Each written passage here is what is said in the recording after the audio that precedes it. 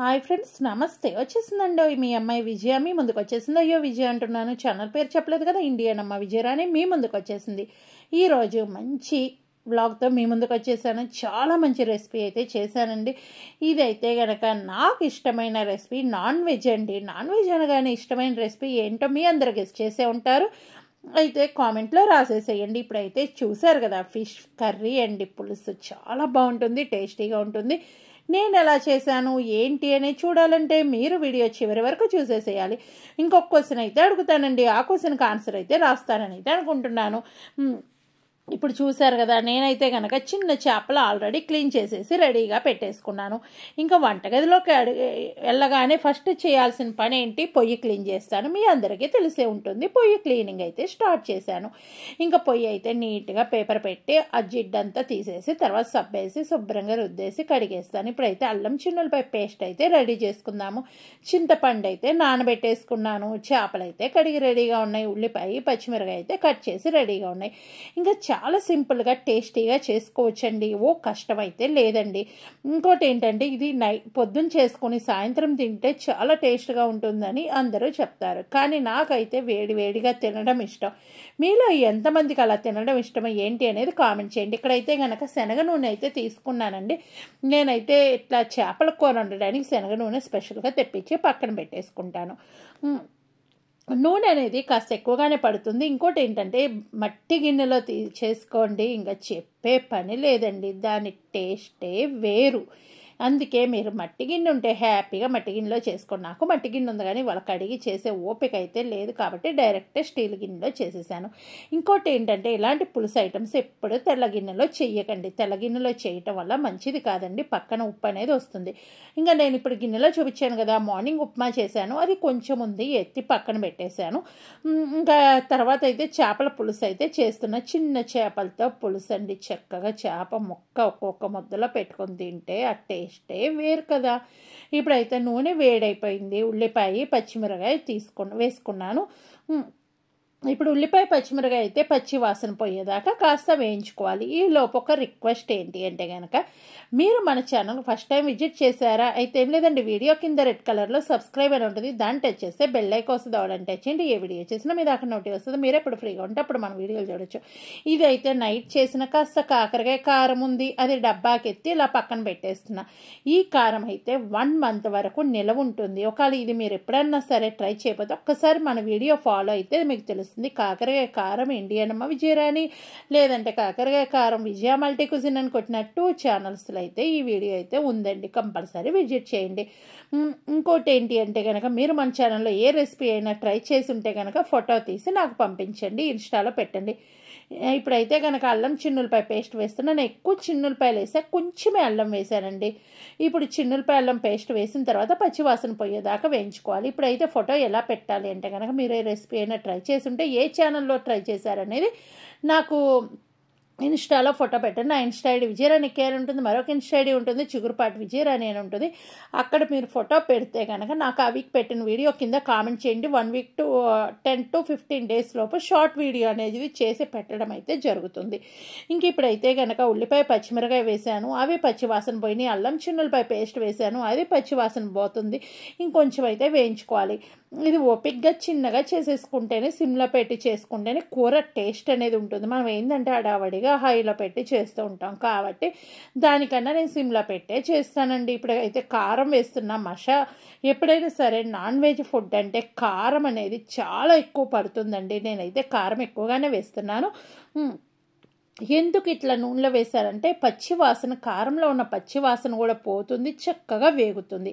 కానీ సిమ్లో పెట్టి ఈ ప్రాసెస్ అయితే చేసుకోండి. ఇంకా వీడియో చివరిలో క్వశ్చన్ అయితే అడుగుతాను, దానికైతే ఆన్సర్ చెప్తాను. కానీ ఇక్కడైతే కనుక ఓన్లీ ధనియాల పొడి వేసానండి, గరం మసాలా అయితే వేయలేదు, ధనియాల పొడి ఒక్కటే వేసాను. ఇంక ఇప్పుడైతే కనుక మనకు చక్కగా ఇవన్నీ పచ్చివాసన, మసాలా పొడి వేసాను, ధనియాల పొడి, ఇంకా తర్వాత అయితే కనుక మనకి ఉప్పు కారం వేసాను, ఇవన్నీ పచ్చివాసన పోయేదాకా వేయించుకోవాలండి. ఇప్పుడైతే చింతపండు పులుసు రెడీగానే ఉంది. చక్కగా అది వేసేసుకొని దగ్గరికి వచ్చిన దాకా మరిగించుకోండి. మేమైతే పులుపు కాస్త ఎక్కువే తింటామండి, కాబట్టి ఎక్కువే తీసుకున్నాను. కాస్త ఒక గంట ముందైతే నానబెట్టేసుకున్నాను. నేను చిక్కగానే తీసుకుంటున్నానండి పులుసు అయితే. ఇంకా మీరు మన ఛానల్కి విజిట్ చేస్తే వీడియో కింద రెడ్ కలర్లో సబ్స్క్రైబ్ అని ఉంటుంది, దాన్ని టచ్ చేస్తే బెల్ ఐకాన్ వస్తుంది. ఆల్ అని టచ్ చేయండి, ఏ వీడియో చేసినా మీకు దాకా నోటి వస్తుంది. మీరు ఎప్పుడు ఫ్రీగా ఉంటే అప్పుడు మన వీడియోలు చూడొచ్చు. ఇంకా మీకు ఎలాంటి రెసిపీస్ కావాలి అనుకుంటున్నారు అనేది కూడా నాకు కామెంట్ సెక్షన్లో రాస్తే నేను అవి చెయ్యటానికి తప్పకుండా ట్రై చేస్తానండి. ఇంకా మీకు కావాల్సిన రెసిపీ అయితే కామెంట్ సెక్షన్లో రాస్తారు అని అయితే అనుకుంటున్నాను. మీ ఫీడ్బ్యాక్ అయితే ఈ వీడియో గురించి కామెంట్ చేయండి. ఇంకా నేను క్వశ్చన్ ఏమడుగుతాను ఏంటి అనేది చూడాలంటే మీరు ఫుల్ చూస్తేనే మీకు ఆ క్వశ్చన్ అనేది అర్థమైపోతుంది. ఇప్పుడు చూస్తున్నారు కదా, కొంచెం సంబార్ అయితే వేస్తున్నానండి. సంబార్ కూడా నూనెలో వేస్తే బాగుంటుంది. అప్పుడు వేయటం మర్చిపోయాను కాబట్టి ఇప్పుడు వేసాను. ఇప్పుడు వేసినా పర్లేదు, ఉడికిపోతుంది. ఎందుకంటే సంబార్లో మనం అన్నీ వేయించినవి ఉంటాయి కాబట్టి అది చక్కగా ఉడికిపోతుంది, పచ్చి వాసన అయితే రాదు. నేనైతే ఇది ముందు వేయాల్సింది నూనెలోనే వేస్తాను, ఈసారి మర్చిపోయి ఇక్కడ వేసానండి. ఇలాంటివి జరుగుతూనే ఉంటుంది. ఈలోపు ఏం చేస్తానంటే ఇక్కడ పేపర్ అనేది తీసి నీట్గా క్లీన్ చేసుకుంటా. ఇంకా మనకి ఒక పక్క పని అయిపోతూ ఉంటుంది. అదైతే నేను ఇప్పుడు చూపించాను కదా, అదైతే నూనె అండి. నూనె ఏంటంటే డీప్ ఫ్రై చేసిన ఆయిల్ ఒక సీసాకు వేసి అలా పోసి అలా పెట్టేస్తాను. ఎప్పుడన్నా సరే కర్రీస్ చేయటానికి అది ఇది రెండు కలిపి వాడతాను. ఇప్పుడు చక్కగా తీసేసి కింద పేపర్ చూసారు కదా, ఫ్రెష్ పేపర్ అయితే వేసాను. ఇలా నేను ఏంటంటే వీక్లీ 1-2 సార్లు అయితే ఈ పని చేస్తూ ఉంటా. అంటే మురికైన దాన్ని బట్టి ఆయిల్ ఎక్కువ మనం అటు ఇటు పోస్తుంటాం, చుక్కలు దాని మీద ఎక్కువ పడిన దాన్ని బట్టి చేస్తుంటా.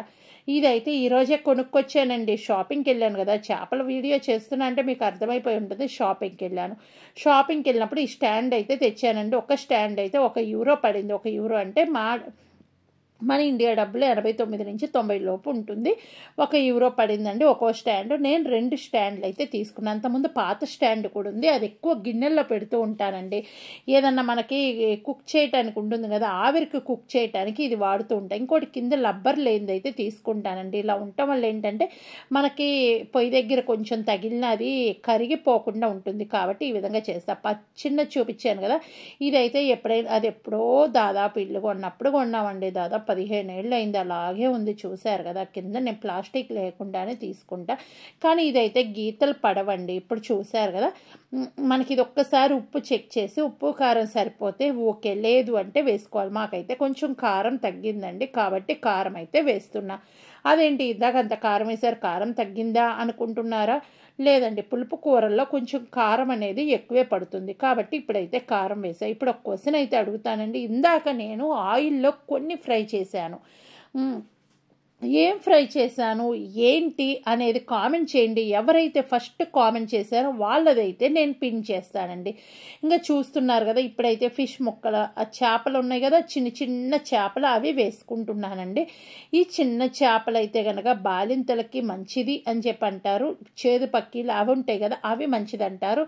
ఇంక ఇవైతే కనుక నాలాంటి వాళ్ళకి చాలా ఇష్టం అండి. నాకైతే చేపల పిచ్చిదాన్ని. సీ ఫుడ్ ఎక్కువగా తింటూ ఉంటాను. పీతలు, చేపలు, రొయ్యలు ఇవైతే ఎక్కువగా తింటాను.